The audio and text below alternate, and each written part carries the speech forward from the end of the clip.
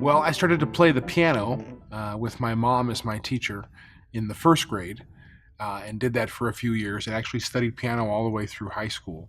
And then at the end of third grade in my school district up in Minnesota, they called everybody down in alphabetical order to see what instrument they wanted to play in the band. And I wanted to be a drummer. I wanted to hit something. And they had too many already, so they said, well, we would like you to play the sousaphone. And so I actually started on the sousaphone in fourth grade for band. With the great innovator Kirk Joseph, the sousaphone player from the Dirty Dozen jazz band, and then Nat McIntosh from Youngblood Jazz Band, and then really other great artists, Matt Perrine, another wonderful New Orleans sousaphone player, that have brought the sousaphone back into the bass section as a colorful member of the rhythm section, and one that has a very different expressive quality than a string bass. It's, for me, it was based on history, a sort of a natural place to go, and that's when you start in band, you're playing the bass part.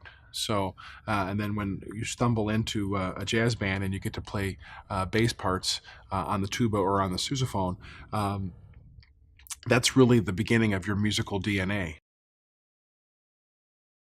And I've been playing a Jupiter E-flat tuba now since 2009.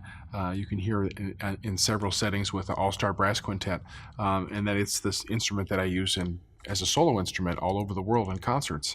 And it's all of those instruments for all of the different variety of settings and usages combine those great things in terms of sound and the way it feels in your hands to use, the way it feels to drive it when it's time to play it in music.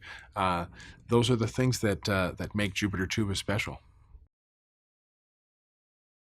For me, it's been interesting to develop the new XO brass lines, and to then also, as I mentioned before, I was a great admirer of the education products before. And so to be able to be involved now to make them better and innovate in a way that allows for students at different sizes, at different levels, at different ages, to be able to play our instruments and enjoy it and have it feel like it belongs to them and it's a part of them when it's time to make music. When you buy an instrument that has a great track record of reliability and durability alongside the ability to get it repaired easily, which happens, the instruments need repair, they need maintenance, but when you have a great track record of reliability and ease of repair, your instrument is going to maintain its value.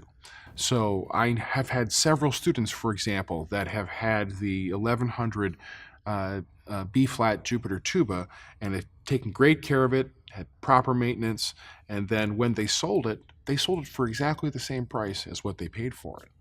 And so I think when you're shopping for an instrument, if you're at the right value point, which Jupiter fits in every way, the instrument, if well taken care of and maintained, is going to retain its value. And that's important when you're shopping for an instrument.